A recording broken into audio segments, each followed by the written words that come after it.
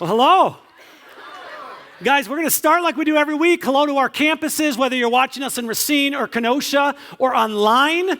I did a last-minute change of what I was wearing today, and so I ended up with a mic that I realized doesn't even fit. So there you go. This backup mic, which we always have a backup mic, is my fashion statement today. And then, of course, I want to say hello to those of you in the room with me. There you go. Ladies and gentlemen, we are in an exciting season here at Great Lakes Church because we are entering the holidays. And just like the holidays are a big deal in our culture, they're a big deal for our church. Believe it or not, we are literally 5 weeks away from our Christmas services. Watch your language. 5 weeks away from our Christmas services. So I'm about to reveal to you our service times. Instead of doing 5 different services like we did last year, this year we are doing 6. So here we go. On Wednesday, December 18th, we have a 6 o'clock and a 7:15 at our Kenosha campus. Whoa, 2 options on our Wednesday evening. On Sunday, December 22nd, at our Racine campus only, no services in Kenosha. We have a 9, an 11, a 5, and a 6:30 p.m. But because there are so many little details that I don't have time to get into or reasons of time, you can just go to greatlakechurch.com/Christmas 2019 to get the details you need. You might even want to pull out a camera right now and take a picture of the screen. You can do that. Just take a picture of the screen so you know, hey, this is when our Christmas services are. And I know some of you are very astute and you say, well, wait a minute. I do not see a December 24th service on there. I do not see a December 25th. So I'm going to give you a lesson in theology. Jesus was not born on December 24th, and Jesus was not born on December 25th. Wow. Because we realize this is a big deal for families and trying to plan things for the holidays, because we know the burden it can be on volunteers trying to serve multiple services in a very busy time, we've decided to just take this approach, Wednesday the 18th, Sunday the 22nd. And if you want to know, when was Jesus born? He was born on the 18th. And then he was christened on the 22nd. I'm just telling you, that's just good theology there, right, ladies and gentlemen. All right, so here's the deal. Today, we are wrapping up a series that we've been in for several weeks. I hope you've enjoyed it. It's called Guardrails. And throughout the last several weeks, we've been talking about how guardrails are not just an important part of our driving experience, right? Because they protect us and they keep us from going into dangerous or off-limit areas. Guardrails are an important part of life. And the reason we say that is because here's how we've defined guardrails. A guardrail is a self-imposed standard of behavior that directs and protects our lives. It is a self-imposed standard of behavior. It is not a rule. It is not a law. It is not a Bible verse. It's not thus saith the Lord.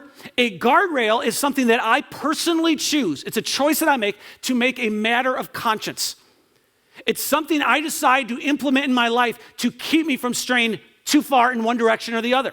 And it's not because I think I'm better than other people. And it's not because I'm judgmental of other people. It's just say, hey, I don't want to suffer unnecessary consequences and have a whole bunch of regrets in my life. And so I'm going to put up guardrails. And the thing about guardrails, we've said this every week, man. When you hit a guardrail, you still do damage. Right? You damage your car. You can do damage to your body, but not near as much damage as if there was no guardrail there and you went flying off the bridge or into oncoming traffic.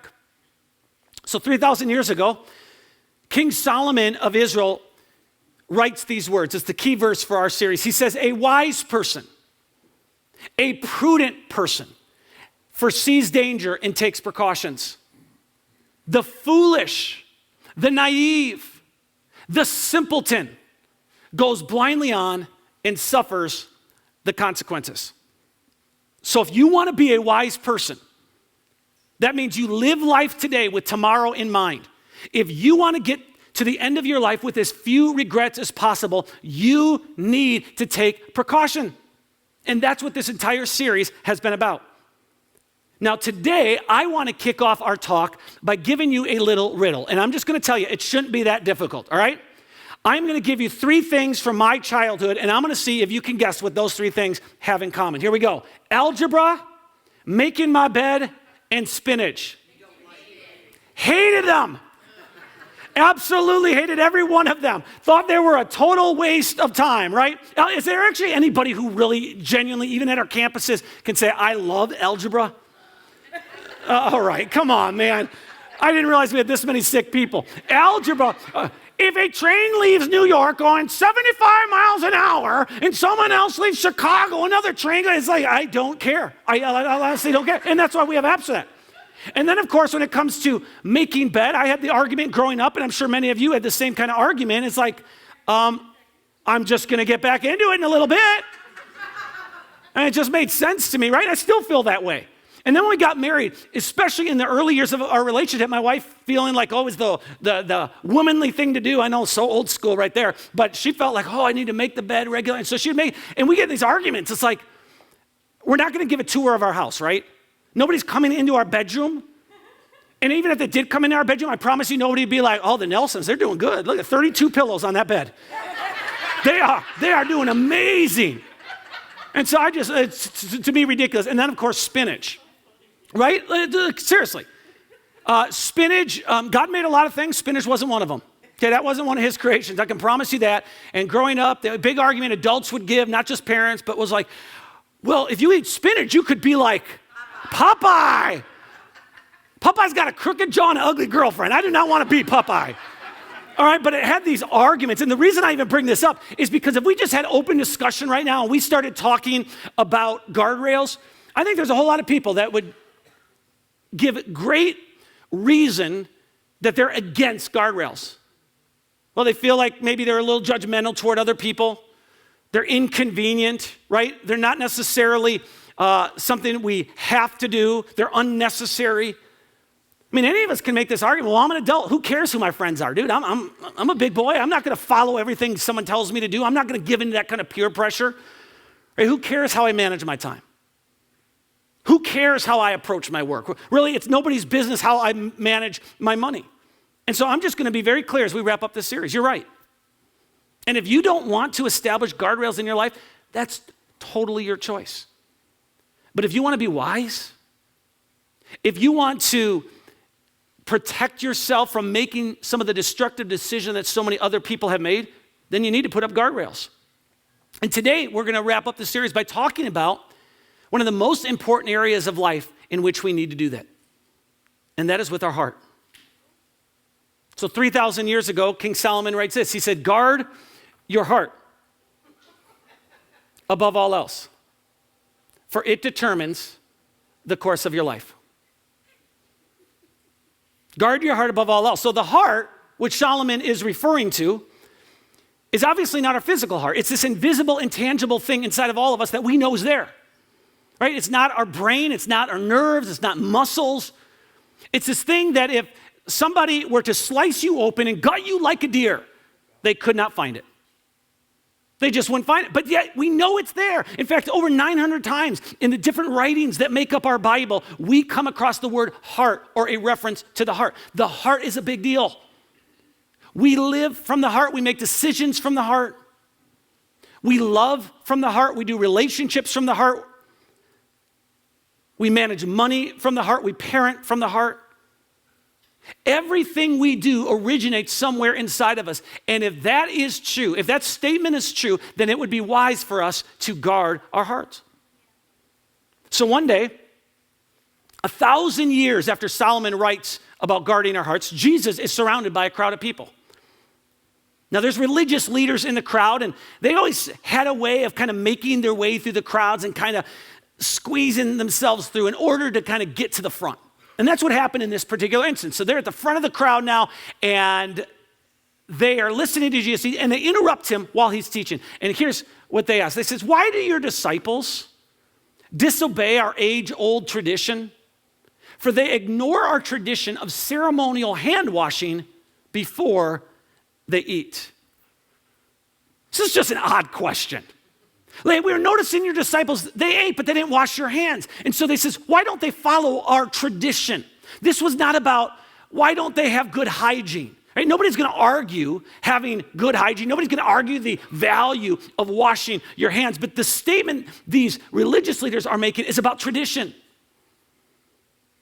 They had taken a good thing like hand washing and they turned it into a tradition which they prioritized, and they felt like every Jew should follow this custom and this tradition. And so they asked Jesus, well, why don't you require your disciples to go through this customary, this age-old tradition of ceremonial hand washing before eating? And Jesus responds to them with a few opening statements, and then he says this. He says, anything you eat passes through the stomach and then goes into the sewer. And if there were middle school students in the crowd, this is where like, Jesus just used kind of potty humor. I mean, he's so obvious here, right? Anything you eat goes in you, and eventually it comes out of you. Which reminds me of that. I don't know if any of you have seen this movie with the most ridiculous title ever called Constipation. Anybody seen it yet? It hasn't come out yet. That's why. That's so dumb. All right. So that is the first grade humor right there. All right. But the words you speak, Jesus said. I don't know how we're going to be serious from here. But the words you speak come from the heart. That's what defiles you. For from the heart come evil thoughts, murder, adultery, all sexual immorality, theft, lying, and slander. These are what defile you. Eating with unwashed hands will never defile you. So the point Jesus was making is that all of these things that we think they originate in our mind, or they originate with our frustrations, or they originate with what he said or she did to me, Jesus says, well, really they originate in our heart. Now don't miss this. This is crucial. Our behavior eventually will mirror our hearts. So what's inside of us will eventually make its way outside of us. And you know that this is a fact. In fact, let me just ask you some questions. Do you know anybody who blew up a career because of what they said or because of what they did? Come on. The CEO of McDonald's, that just happened. Right? Do you know anybody who burned down a friendship because of what they did? Do you know anybody who alienated their children because of how they behaved inside the house? Anybody who burned down a marriage because of how they behaved outside of the house? I mean, every single one of us, come on, we all have weak moments, right, where we say something out of anger and we do something ridiculous and we compromise morally, we compromise ethically, we do things we thought we would never do. And then in a moment of clarity, we kind of step back a little bit later and we're like, oh, what was I thinking? Where did that come from? And Jesus says, well, that thing that you wonder where it came from, you can kind of guess and you can point to different things and you can blame different things, but ultimately that came from your heart. And because it was in your heart, it made its way out. And the reason it's such a struggle for really all of us to know what's going on in our heart is we've never really been taught how to monitor our hearts. We've been taught how to monitor our behavior. So think about when you're growing up, right? Really little, you do something wrong, you say something stupid, you hurt somebody in a significant way. What happens? Mama Bear comes around and spanks you, right? Oh, they got awfully quiet. We don't say spank anymore. Some of you should have been spanked. Let's just be honest, right? But otherwise, you got grounded. You had to do chores, right? There was some sort of consequence. And so we learned, if I don't want that consequence anymore, I have to monitor my behavior and pay attention to my behavior. And that really is a good thing. I was thinking about the different consequences I had growing up. And one of the more severe consequences that I had growing up was the result of using bad language. Right? Like most of you, we were not allowed in our house to swear, to use curse words. But unlike most of you, we weren't even allowed to use a variation of a swear word. Right? So of course I'm not going to say God blankety blank. But we couldn't say gosh darn it. Dang it. Golly, because golly was too close to God, right? We couldn't say geez because geez was so close to Jesus. Yeah. Heck was too close to hell, yeah. So my family, if we use a really bad word, and I'm not talking about the abbreviation of the words, right? If I use dang, it wouldn't be. But if I used a really bad word, or I was disrespectful with my words, what do you think would happen?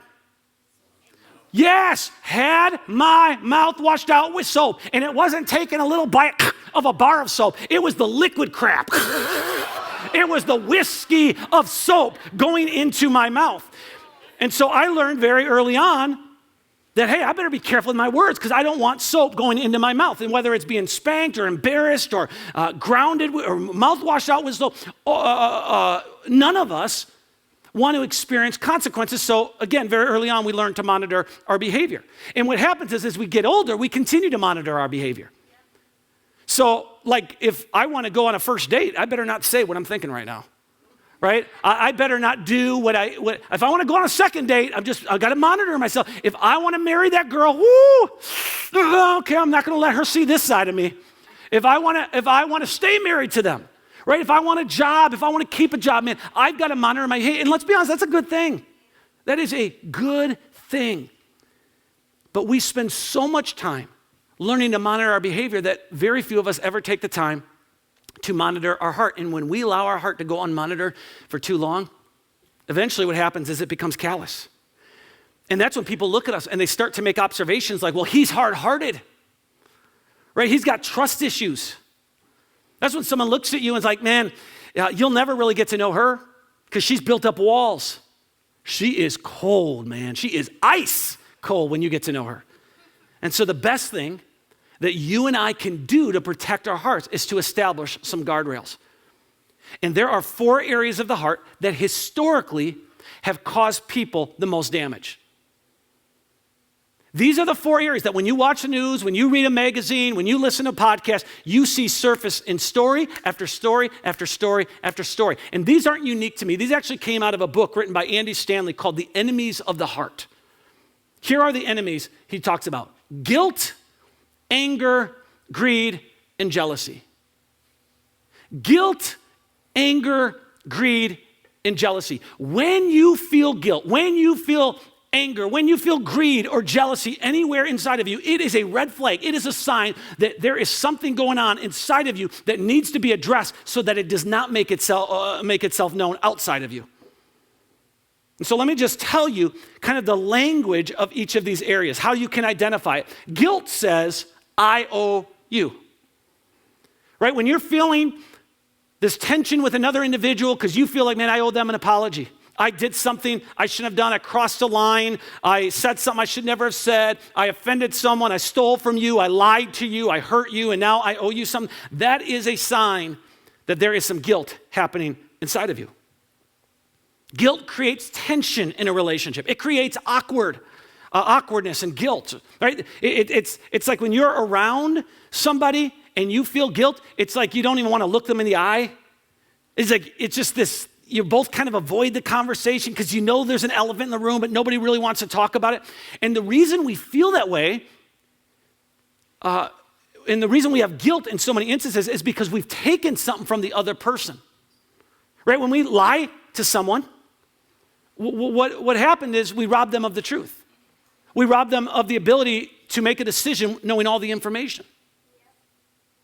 And then even deeper than that, in many ways, often we rob them of the relationship because it's almost impossible to have a relationship with someone who has lied to you and has not been truthful with you. Or when somebody steals or embezzles money from a business partner. Man, they rob themselves of a reputation, but they also rob the family of a reputation and possible resources because of a decision that they made. So whenever we hurt somebody or offend somebody or wrong somebody, we've taken something from them. And in a sense, there is a debtor relationship. And guilt is the result of leaving that debt unresolved.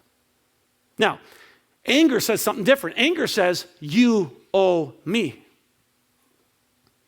Anger says, you took something from me. You hurt me, and you either are going to pay me back or I am going to pay you back. Now, if there is one of these that I can relate to, it is anger, and it's simply based on how God made me. I don't want to excuse it. I don't want to put it away. But the way I'm an Enneagram 8, and for those of you who understand personality tests and Enneagram, there's something in me about loyalty and justice, so I can get this. The problem with anger is it never stays between you and the person who hurt you. Right? So you're hurt by your ex-girlfriend, you're hurt by your husband, you're hurt by your father growing up, you're hurt by an adult in your life at some point. The problem is that anger doesn't just stay between you and them, it bleeds into all your other relationships, which is why it needs a guardrail. Now, I know, and the reason I don't mind saying, hey, this would probably be it's not like I just go around screaming at everybody all the time, but the reason I can say is this is a big issue. According to research, 7 out of 10 Americans say they get angry every single day just over something they see in the news. So I was thinking this week, what would be like a news story that nobody could possibly get angry over, right? Like a feel-good story. And here it is, Baby Chenko. Isn't she adorable, right? Baby Chenko is one of the faces of Panty shampoo because of her natural head of hair. She actually has 399,000 followers on Instagram, which is more than you. Now, how can anybody get angry over a picture like this? Well, I'll tell you how to find the people who get angry. You just need to read a story about Baby Chenko and go to the comments, because that's where all the angry people hang out. And so I was reading some comments. Someone said this about Baby Chenko. This is a stupid picture. This Margaret Thatcher haircut makes me so mad. I don't know if you got to lose sleep over it, but another person said, she looks so creepy with that hair. And then this is probably my favorite. This story is nothing more than propaganda meant to distract you from the reality of our crumbling democracy. Whoa, losing sleep, all right? But anger, you can take the picture down, but anger lives inside of all of us, which is why we need guardrails for it. And then there's greed. Greed says, I owe me. We talked about this a few weeks ago. Greed is just the assumption that everything I have is for my consumption. I've got to take care of myself. I've got to take care of my family. It's a dog-eat-dog world. Nobody else is looking out for me. It's going to be me. I mean, I know you're in need. I know your organization needs help. I know my church family has big goals. And as much as my heart goes out to everybody, my money does not. As much as I feel sorry for you, I'm just not going to help you financially, right? I'll give you my time, but I'm never going to give you my money. I just can't do that. And I would say to you, if you feel tension giving away money, if you feel tension giving away stuff, it should be a sign to you, it should be a red flag that there's some greed that has made its way into your heart. I mean, there's very few ways that we can identify greed because we just see it in everybody else. We never see it in ourselves. And so if you go out with another couple and you never pay for the meal, right? Maybe you pay for yours as an invite, but it never even dawns on you. Maybe sometimes I should treat the other person. Man, there's got to be something inside of you. If you go to someone's house on a regular basis and you show up to people's homes and you never bring anything, guys, it should be a sign to you. None of us, I know this, come on, none of us want the people in our life feeling like they're competing against money or against stuff. But we can make them feel that way when greed has made its way in the heart. And then there's jealousy. Jealousy says life owes me. Jealousy says God owes me. Somebody got what I deserve. He got what I deserve. She got what I deserve. I was in line for the promotion. I should have received that. I should have been invited to that party. And when jealousy makes its way in our heart, we stop liking the other person. And if we're honest, it is one of the ickiest. It is one of the grossest feelings that we can possibly have as humans. When I secretly hope for the loss or failure of another person, that's jealousy. And I don't think there's anything worse, grosser, ickier feeling than that. And so guilt, anger, greed, and jealousy, they have the potential for unlimited destruction in our lives, but also in the lives of the people around us. And so if we want to guard our hearts, we need to do something about it. Now, if you know anything about Jesus, he was constantly looking at the crowds and he was challenging them to do something about their hearts. He wouldn't just talk about surface issues. He would get to the depth of the issue, which was the heart. And the way he would often challenge people was through an invitation to simply follow me. Follow me. Follow me. Follow my ways. Follow my path. Follow my principles. Follow what I tell you. And he wasn't inviting people into an easier life, right? He wasn't inviting people into a more comfortable life, but he was inviting them into a better life. Jesus says, my way is better than your way. And when you pay attention to the stuff that Jesus asks of us and invites us into, I'm just going to tell you, it doesn't make a whole lot of sense emotionally. It's not like emotionally satisfying, like, yes, this is going to make me feel good. Often it makes us feel like very awkward. It makes us feel, it's like challenging, it's difficult. But what Jesus does invite us to, and when he calls out the things in our heart, what he's doing is he's offering us a life of peace and a life of freedom that we didn't even know was possible. So here's what he asks us to do with our guilt. We're going to go through this quickly. With our guilt, he says, I want you to confess. Confess is the guardrail. If when you feel guilt, if when you feel shame, if when you know you've taken from somebody, you have the courage to confess to them, it becomes freedom in your life. It is an amazing guardrail. Now, initially we think of the word confess, and we're like, well, I could do that. That's no problem. I'll just confess to God. God, I did wrong. I'm sorry. But this is not about just confess to God. It's easy to confess to God. God already knows what we did. This is about confessing to the person you lied to or took from or manipulated. See, we confess to God for forgiveness, but we confess to people for healing. Confession is never easy, right? It's like hitting a guardrail. So you confess to somebody, man, you're going to get hurt. It might hurt your reputation, might hurt your relationship, might hurt your friendship, your marriage. It's going to hurt, but not as much as if you wrecked your life and drove off the cliff. I remember years ago, I got caught up in a conversation of gossip toward an individual, and then they confronted me on it. And they actually said, hey, Dave, I want to ask you, I knew this group of people were gossiping. Well, you're part of that. Did you gossip about me? I was like, let me think about it. And eventually I said, yeah, I did. I'm sorry. And I just felt so awkward. And the more I thought about it, I actually went back to them and said, hey, I've been thinking about it. I know I told you I did, and I did. But man, I should never have done that. And it was awkward between us for a couple of months, but I'll tell you what, there's no awkwardness now. There's something about the power of confession. The longer we carry guilt with us, the more it eats us up, the more it bleeds into other relationships.